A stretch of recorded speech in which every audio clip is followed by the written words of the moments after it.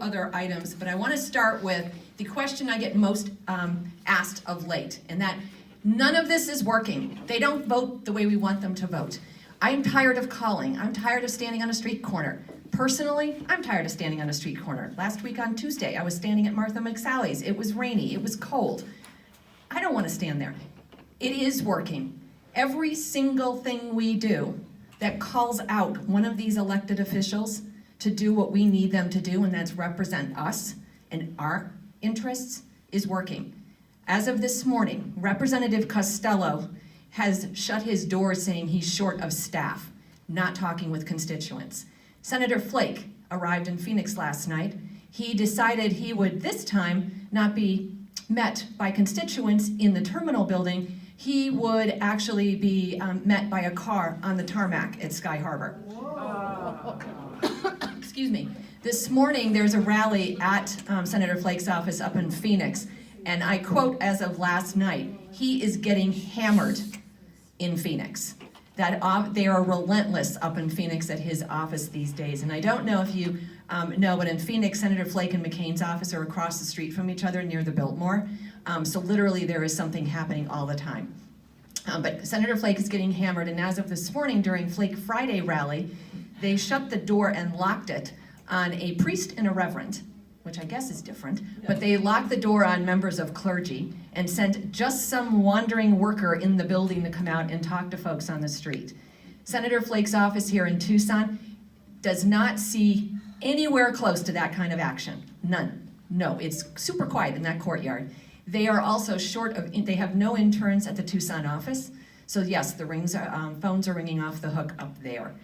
When I was in Washington, and I shared this with Lori's group this week, 2 weeks ago, phones were ringing off the hook in Flake's office. They weren't answering them. Senator McCain's office is answering them, and for the amount of time I was in that office, there were unhappy campers calling. Everything we do is working. It is annoying, it is frustrating for us and for them, and primarily for their staff. So hence, we keep it up. So we continue to move forward because, again, everything we do makes a difference. That's why I'm going to share a couple things that are coming up regarding DACA. And yes, to Myra's point, I will get this to her and it can be distributed how you wish. Sunday night in Tubac, we are hosting a film screening called The Dream Is Now. We have a dreamer coming with us. She's going to share her story. I've heard her talk. She also knows about some of the folks that are featured in the film. The film is 20 minutes-ish long. We're showing it at the Goods, which is on Old Tubac Road, but in the village. And we're also trying to support a small business. There are two screenings, one at 5, and we're going to be there till about 6, and then another one at 6:45. We are also looking to show that more often throughout Southern Arizona, because the more people know, the more they feel compelled to do something. 122 Dreamers are losing their protections every day. We have an opportunity to fix it. That's through the Clean Dream Act in both the Senate and the House. So the more you know, the more you can advocate. The rally that we're co-hosting with Lucha is bringing down some folks from Phoenix. We're collaborating with other organizations, and yes, we'll be on the sidewalk in front of Martha McSally's office with small groups going up to her office to deliver petitions and cards. We're hosting an event next door at the coffee shop, which is called Crave, to do letters or postcards for folks who want to do something, and that's their something, and that's cool. On top of that, the Phoenix contingent, and I have to get more details because I just got the email this morning. The Phoenix crowd are young adults. They don't have a whole lot of money, and they're looking for perhaps an organization or two that could help sponsor some simple lunches for them, as well as a space for them to do the posters and get things ready. So I need to get more details and figure out how we can help with that. And then there's always Twitter. I know some of you know how to use Twitter. I know that because I've been here. And I don't see a whole lot of action on Twitter, and that's how we learn about a lot of these things that are happening. And I know there are skeptics out there about whether it works, but at the end of the day, even if you don't tweet, take some of the things you know about writing a letter and adapt it. I need help with content. I can give you content and you can craft a tweet. That would be enormously helpful, is just having people who could write out tweets so other people can tweet them. Teamwork, we're all in it together. Same thing with letters to the editor, and I'm so very glad to hear Maureen still continuing to do the letters to the editors.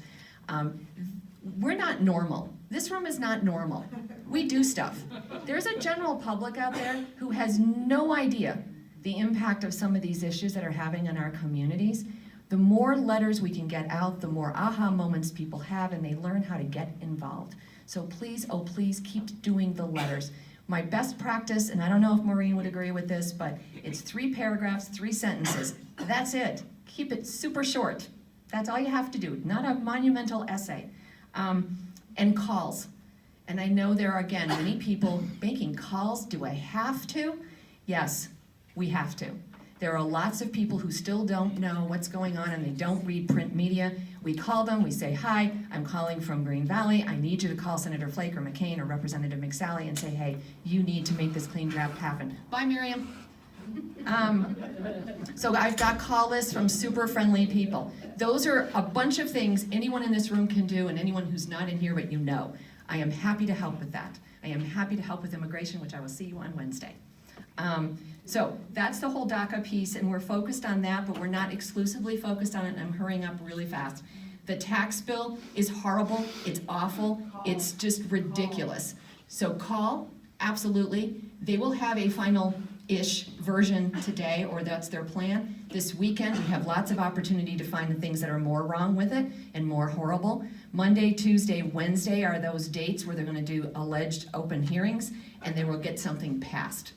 Or maybe they won't. We have a small window of opportunity to flip Senator Flake and McCain. Out of the 4 senators in the country, we have 2 of them. And Senator McCain is supposed to be out of the hospital on Monday. And yes, I feel badly for him and his family, but as he continues to work, we need him to represent us. And that tax bill is horrifying. Then there's Wednesday, Thursday, Friday, and then potentially the government shutdown. And yes, we all know it's Christmas weekend.